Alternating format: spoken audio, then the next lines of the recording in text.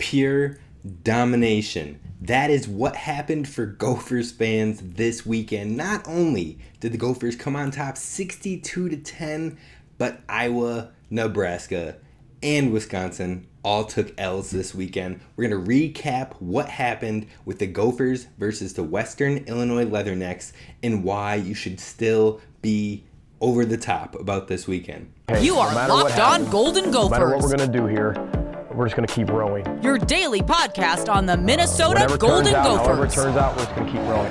Part of the Locked On Podcast Network. Your team every day. We're just going to keep rowing, and keep rowing.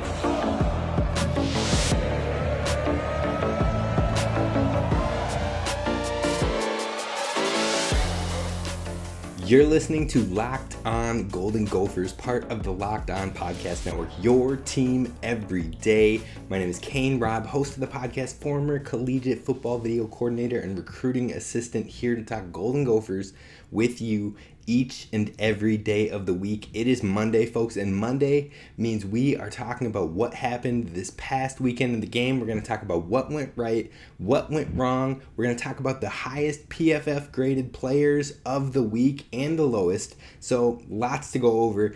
Be sure to follow and subscribe wherever you get podcasts and hit subscribe on YouTube. Join the community. But I want to jump in because we got a lot to talk about. Now, the Gophers dominated the Leathernecks this weekend, 62-10.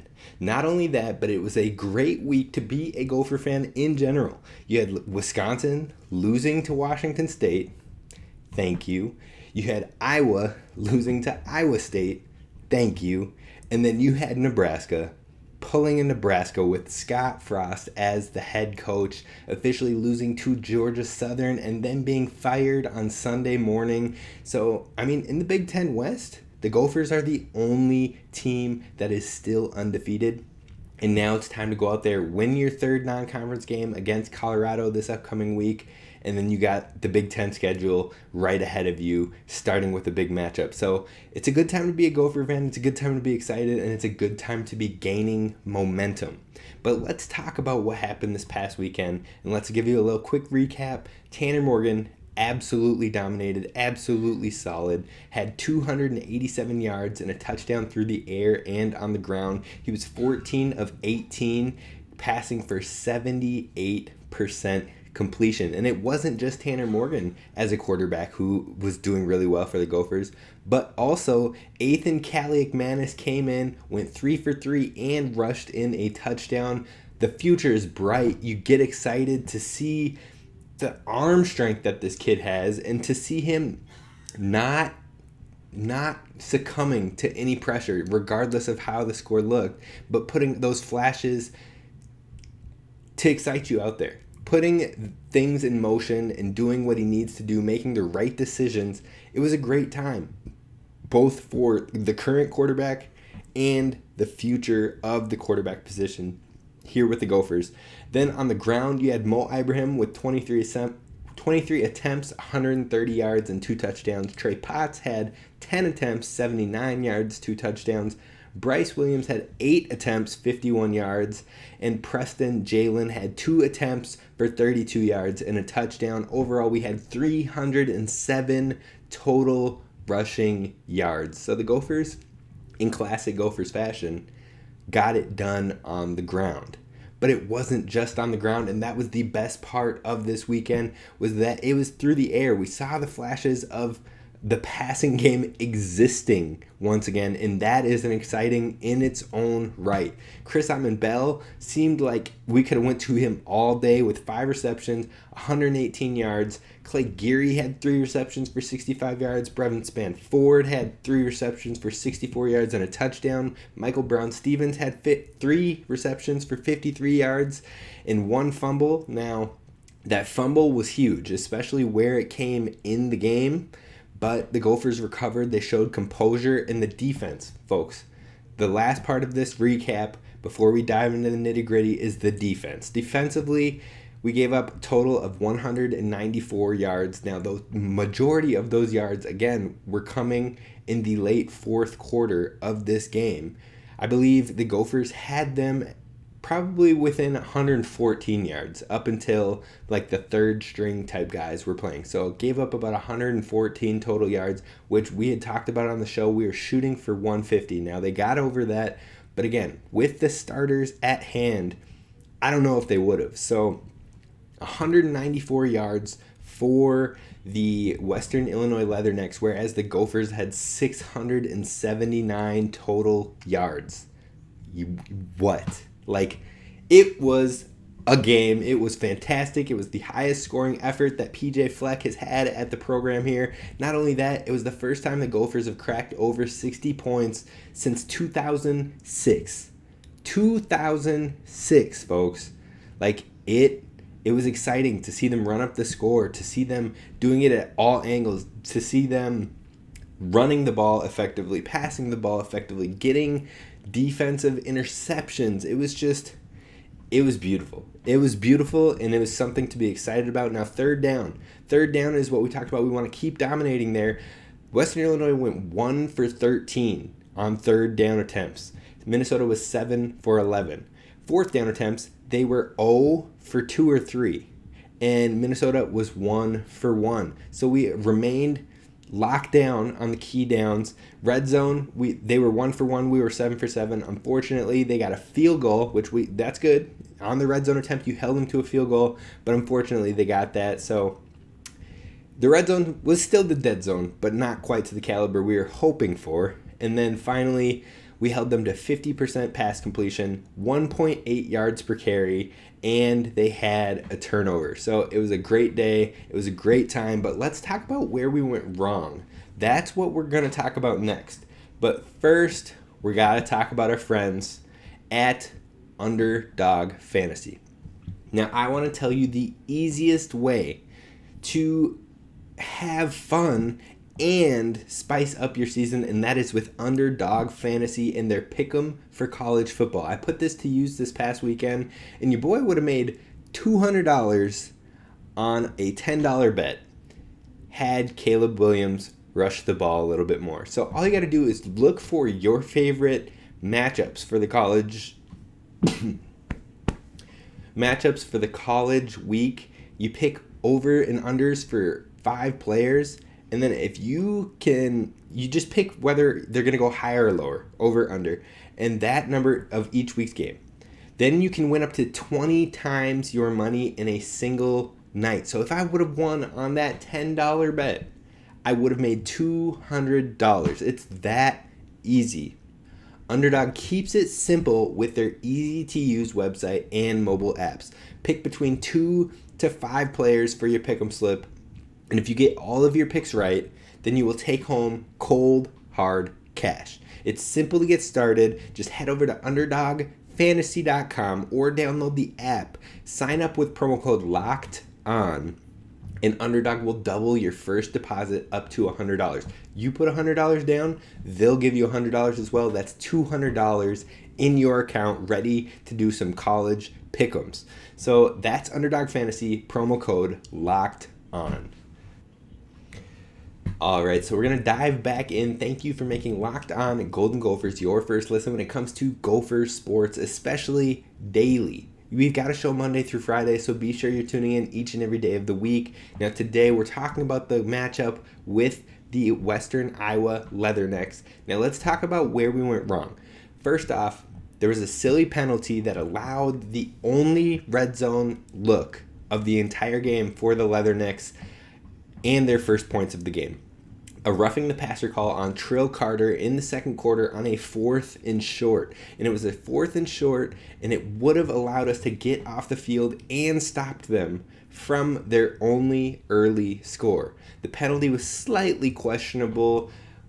I mean, he was already midway tackling him as he was getting rid of the ball, the quarterback, but he did put his weight on him, which is why they threw the penalty. Now, it's up in the air if you should really be calling that a roughing the passer or not, but why even put ourselves in that situation? Just do anything you can to really show the effort that you're not putting your weight on, so we don't have that. Then it's 4 and out, then there's no red zone looks, and then the Gophers aren't giving up a score in that opening part of the game. Now, maybe they still score late, but it was a moment in the game where it was just like, man, like 4 and out, the defense was holding strong. It was beautiful. So can't give up silly plays like that. If it was in a closer game, it would have been something that could have been game-changing if it was a bigger game, a higher caliber team, and a better opponent. Like, that is why you have to work those things out now. And that's why you're okay with it happening maybe in an early game like this where you know you have it in hand. But you want to get that worked out now so it does not happen again in those closer games. Now, point number 2 where we went wrong was the early fumble on the first drive. Michael Brown-Stevens on the second play of the game. They went back-to-back with Michael Brown-Stevens to open the game. The first was an 18-yard strike across the middle, looked great. Second was an out to the left, or not an out, but like a quick swing pass to Michael Brown-Stevens to the left, and he fumbled. And you cannot fumble. You cannot fumble, especially when you open the game receiving the ball and on the second play you give up a fumble. That can't happen. That cannot happen, especially on the opening drive where you receive. So it set a terrible tone, one that we were able to shake off, but it might be harder to shake off again against a higher caliber team. Those are mistakes that can set you off wrong, set you off to the point where you're fighting to get back to a neutral playing field. And you can't have that happen. So that was just huge. That was a huge part where they went wrong. Now, luckily, they were able to recover from it, get a quick lead, and hold and maintain and build on that lead. But that moment, especially to kick off the game, was so deflating. So that was point number 2 of where we were wrong. And the final point of where we went wrong in this game, I believe, might be a little spicier. But I think it's time to commit to a quarterback too. Rather than flipping every series, just get a young guy as much looks as possible. It's pretty clear from camp that Ethan has a higher upside to him. He has a stronger arm. He's more talented. He can throw off of from different angles, off platform. He can move on the run still, so you still have that ability with his legs. And it's starting to click for him with the decision making. That is very present in this game, and as we saw the progression through camp. So you have all that. Plus the fans are already behind him. The fans are already supporting him. They love this kid. They're excited for this kid. Even in Tanner Morgan's success, they are excited for the future and what Ethan shows. So commit to him. It is time to jumpstart the future in these opportunities. Now imagine, instead of having the two and a half series that he had in this game, imagine he had the 5-6 total series that if he was taking both his and Cole Kramer's. That is a lot of time to learn, a lot of time to develop, a lot of time to get live looks and put it together. There's not going to be a whole lot of games where we're blowing teams out once we hit the Big Ten schedule.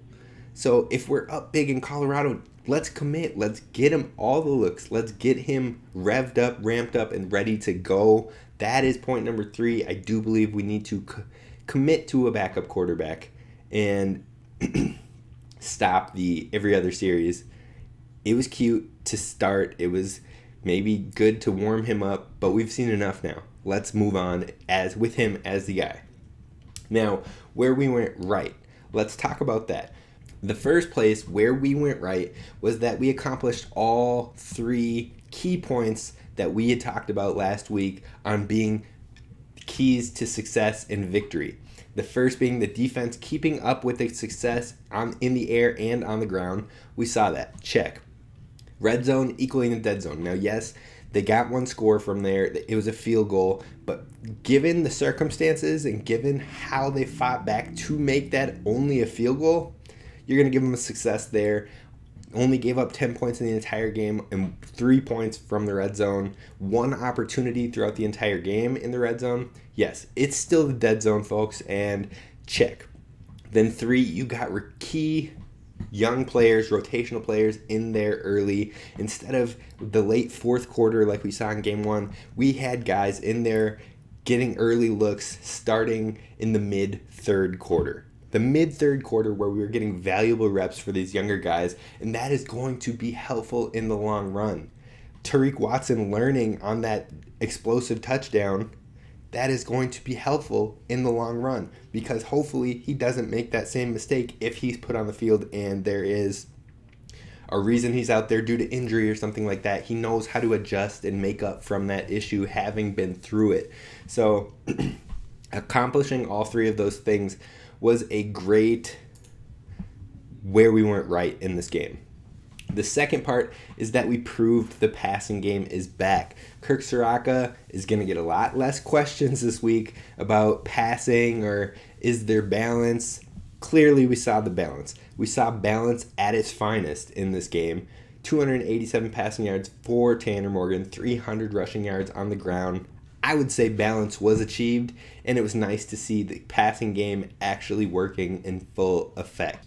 Not only that, but we saw multiple guys getting used. We saw Clay Geary with some success. We saw Brevin Spann-Ford getting great usage, getting great success, getting an explosive play for a touchdown. We saw Michael Brown-Stevens getting some good looks, especially across the middle. Again, we want to get rid of that fumble. We saw Chris Autman-Bell working it all over the field. And then we saw even some success from Dalen Wright coming from Athan.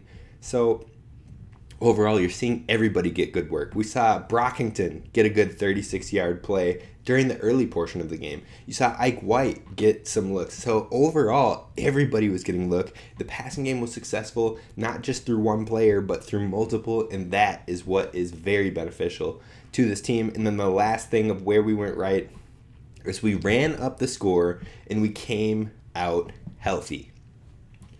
Gophers fans, you know this. You hear me when I say this, that we don't run up the score. We just haven't historically done that. We aren't used to seeing our team win by 52 points, by 38-0. It's just something that we usually are used to, the long games that we don't know who's going to win until the fourth quarter. It comes down to the final drive. It comes down to the fourth quarter and who makes less mistakes. We're just used to always holding our breath, always being on edge, and never knowing what could go wrong. We're winning very handily in these games that we should be winning very handily, and that is something great to see in a win of itself. And no one really came out with big injuries in this game. You saw Logan Richter get back on the field. You saw players getting healthy. We saw Daniel Jackson warming up prior to the game. Now, hopefully, we'll see him in this Colorado game. That would be awesome. But overall, came out healthy, ran up the score, proved the passing game was back, and accomplished all of the key things this week. I would say that's a great week. Now, to close off the episode, we're going to talk about the best players from this week according to PFF and their grades. That's coming up next. But first, I need to talk to you about our friends over at LinkedIn Jobs. As you're gearing up for the fall, you need the right people on your team to help your small business fire on all cylinders. LinkedIn Jobs is here to do just that. All you have to do is create a free job post in minutes on LinkedIn Jobs to reach your network and beyond on the world's largest professional network of over 810 million people.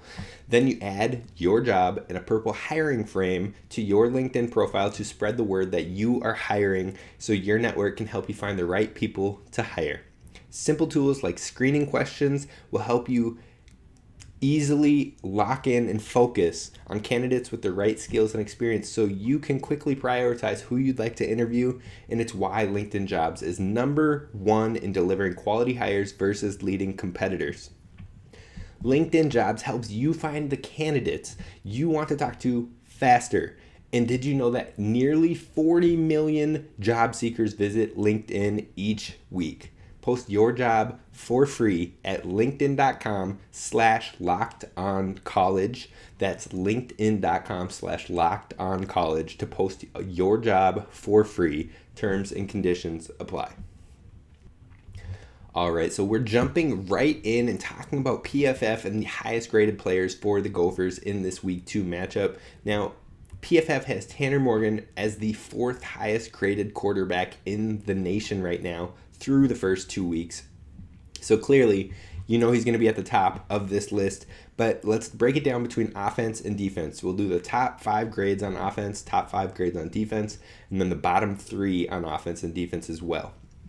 So the top 5 on offense this week, Tanner Morgan coming in at a 92.3, Ethan Kaliakmanis coming in at a 90.2, Brevin Spann-Ford coming in at an 89.8, Nathan Bowe coming in at an 85.4, and Chris Autman-Bell coming in at an 81.8. Now, names that stand out on here, Brevin Spann-Ford, of course, because we've all been talking about this kid has all the potential. This dude is a dude.